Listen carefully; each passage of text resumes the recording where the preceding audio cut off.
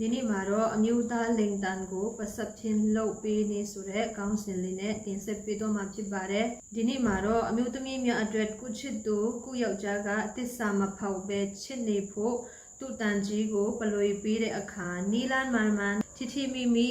ဘယ်လိုလုပ်ပြီးမလဲဆိုတာကိုပြောပြပေးသွားမှာဖြစ်ပါတယ်နော်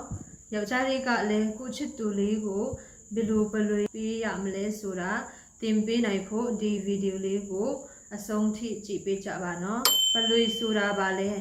နားလေလွယ်အောင်ပြောရရင်တော့ယောက်ျားအင်္ဂါကိုပစက်နဲ့တာယာအောင်လုပ်ပေးတာပါနော်ပလွေကိုအများအားဖြင့်ပေါ့ပါလေးလုပ်ဖို့ရည်ရွယ်တာပါပလွေပေးတဲ့အခါမှာဆက်စချင်းအနေစလိုကြီးမလုပ်သင့်ပါဘူးပထမဆုံးအင်္ဂါထိပ်ဖြားကိုဖြားလေးနဲ့ငုံပေးခြင်းအပြင်စပေးသင့်ပါတယ်နောက်မှဖြည်းချင်းကိုလုပ်ပဲလုပ်နိုင်သမျှရှိတူးနောက်ငေးလုပ်ပေးပါနော်လုပ်ပေးခါစမှာတော့ဖြည်းချင်းနဲ့နောက်မှအချိန်တူးသွားရင်ပြေဆုံးချင်းကိုရောက်နိုင်ပါတယ်အဲ့ဒီမှာတခုရှိတာကပလွေပေးတဲ့အခါမှာပစက်ကြီးမဟုတ်ဘဲနဲ့လက်အကိုငေးကိုပါယူပြီးတာယာမှုကိုမြင့်တင်ပေးနိုင်ပါတယ်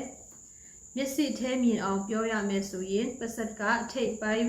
နဲ့အလဲကိုစုပ်ပေးနေရင်လက်ကအရင်ပိုင်းကိုဆွဲချပေးနေတာမျိုးဂွန်းတိုက်ပေးတာပေါ့နော်ပိုးလေးနှလုံးကိုပွတ်ပေးနေပေးတာမျိုးကိုလည်းလုပ်ပေးသင့်ပါတယ်အတန်ကြီးကိုစုပ်ပေးဒါချင်းမျိုးမဟုတ်ပဲနဲ့ရှာကိုပါကစားခြင်းဖြင့်မိမိပဒနာကိုပို့ပြီးအရှိန်တက်စေပါတယ်အတန်ကြီးကိုအရင်ကနေအဖျားကနေအရင်ထိရှာနဲ့ဆွဲကစားပါရက်ပေးပါဒီနေရာမှာလိန်တန်ရဲ့အောက်ဖက်တုတ်ကြော်ရှိတဲ့နေရာကထိတွေ့အရာတာကိုခံစားနိုင်ဆုံးမို့လို့အတန်အောက်ဖက်ကနေလန်ပြီးပူကနေထိတ်အဖျားထိရှာပြတဲ့ပွင့်ဆွဲခြင်းဟာယောက်ျားတွေအတွက်ခံစားမှုကိုအပေးနိုင်ဆုံးဆိုတာသတိပြုပါနော်အဲဒီနှလုံးကိုတလက်ချင်းစီဆွဲဆုပ်ပေးပါတလုံးကိုဆုပ်ပေးနေတော့နောက်တလုံးကိုပစံမှာငုံထားလို့ရပါတယ်နော်ဒီနည်းကိုတော်တော်များများကြိုက်ကြပြီမဲ့မကြိုက်တဲ့လူတွေလည်းရှိပါတယ်ဒီနေရာမှာအစုံမကြမ်းဖို့တော့လိုပါတယ်နော်ရွှေဦးလေးကအတိအထိမခံတာမဟုတ်လို့ငင်ငင်တာတာလေးပြုစုပေးပါမဟုတ်ရင်အောင်တက်သွားပြီးချစ်သူရဲ့ fear out တက်သွားပါတယ်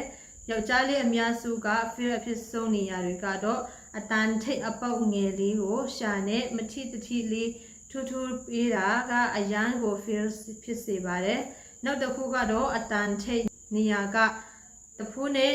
တန်ဆက်ထားတဲ့နေရာလေးအထုံးလေးလိုဖြစ်နေတဲ့နေရာလေးပါမြန်ယုံနဲ့တည်နိုင်ပါတယ်ထိုနေရာလေးကိုခပ်ပင်းပင်းရှာဖြစ်စုပ်ပေးရင်ခန္ဓာကိုယ်တစ်ခုလုံးရှိအကြောပေါင်းစုံမှာအပူတွေထွက်လာတယ်လို့တကူလုံးပူလာအမြင့်ဆုံး feel ကိုခံစားစေရမှာဖြစ်ပါတယ်နောက်ဆုံးချက်အနေနဲ့ဒီတရုပ်ဆိုတာကိုပြောပြချင်ပါတယ်ဒီတရုပ်ဆိုတာကဘာလဲဆိုတော့ယောက်ျားရင်ကားကိုအဆုံးထိပစက်သေးကိုတွင်းတာမျိုးပါပစက်သေးတင်မကအခေါင်ထဲထိရောက်တယ်ထင်ပါတယ်ဒီတရုပ်ကိုဆဆချင်းမှာလုပ်ပြီးဖို့လက်တွန်းတတ်ကြပါတယ်ဒီတရုပ်လုပ်နိုင်အောင်ဘယ်လိုလေ့ကျင့်ရမလဲဆိုရင်အရင်ဆုံးမလုပ်ခင်အသိကိုပြင်းပြင်းရှူထားပါဖြည်းဖြည်းချင်းအောက်ရောက်အောင်ပစက်ကိုတက်နိုင်သမျှတူးလုပ်သွားပါလှုပ်ခါစမှာလုပ်နိုင်တဲ့လောက်လုပ်ပြီးမှတဖြည်းဖြည်းချင်းတူးလုပ်ပါအတင်းကြီးထိုးထည့်ရင်အာခေါင်ကိုထိမိပြီးတော့အစာအန်ထွက်လာတတ်တာမျိုးဖြစ်တတ်ပါတယ်အာခေါင်ဆုံးထိထည့်နိုင်အောင်အတိုက်အတာတစ်ခုထိလေ့ကျင့်ရင်ရပါတယ်ဒီတရုပ်ကိုစစ်သက်အများဆုံး၄ခါ၅ခါထိပဲလုပ်နိုင်ကြပါတယ်ဒါဆိုရင်တော့လုံလောက်ပါပြီဒီတရုပ် feel ကအရန်ကိုမိုက်လို့ယောက်ျားလေးတွေလိုချင်ကြပါတယ်ကျင်ထားတင်တယ်လို့ထင်ပါတယ်ပလွေပေးနေတော့ကုပါဒနာကိုမျက်လုံးလေးလန်ပြီးမော့ကြည့်ပေးနေဒါမျိုးက feel အရန်တက်စေပါတယ်နော်ပလွေဖြင့်ပြီးဆုံးချင်းပလွေနဲ့ပြီးတယ်ဆိုတာကနှမျိုးရှိပါတယ်တစ်ခါတည်းပလွေနေရင်းနဲ့ပြီးတာနဲ့စစ်ဆန်လို့ပြီးခါနေမှပစက်ထဲထည့်ကြတာမျိုးဖြစ်ပါတယ်နော်ဒီနေရာတခုသတိပြုတင်တာကပြီးချင်းပစက်ထဲကဆွဲမထုတ်သင့်ပါဘူးတစ်ချက်နှစ်ချက်ထပ်ဆုပ်ပေးတာမျိုးကိုယောက်ျားလေးတွေပို့ပြီးတော့ကြိတ်ကြပါတယ်အရင်မျိုးချမချတာကတော့ခုသဘောနဲ့ကိုပေါ့နော်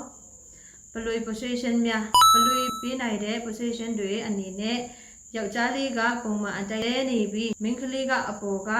လှုပ်ယူလှုပ်ရှင်အတိုင်းလှုပ်ပေးနိုင်ပါတယ်အကောင်းဆုံးနေရာထားကအတန်အောက်ဖက်ကရှာပေါ်မှာရှိပါစေအတန်အောက်ဖက်ကတုတ်ကြောတလျှောက်ဟာအမျိုးသားတွေအတွက်အရအခံစားမှုပိုရနိုင်တဲ့နေရာဖြစ်တယ်လို့ရှာဖက်မှာရှိနေဖို့လိုပါတယ်အခြား position ကတော့မိန်းကလေးကအောက်မှာနေပြီးယောက်ျားလေးကအပေါ်ဖက်ကအနေအထားဖြင့်ပြုလုပ်ပေးနိုင်ပါတယ်ယောက်ျားလေးကအောက်မှာနေတဲ့အခါမှာဘလွေကောင်းကောင်းလုပ်ပေးနိုင်ပါတယ်ယောက်ျားလေးအပေါ်မှာနေရင်သူကိုယ်တိုင်ရွေ့လျားရမှတာအဆင်ပြေပါတယ်အဆင်ပြေဆုံးကတော့ယောက်ျားလေးကိုအပေါ်မှာပြောင်းပြန်မောက်ပြီးပြုစုတာကနှိုးစလုံးအတွက်တင့်တော်တဲ့အနေအထားပါနောက်တနည်းကတော့ယောက်ျားလေးမတည့်ရနေပြီးမိန်းကလေးကဒူးထောက်လက်ဘလွေပေးတာမျိုးပါ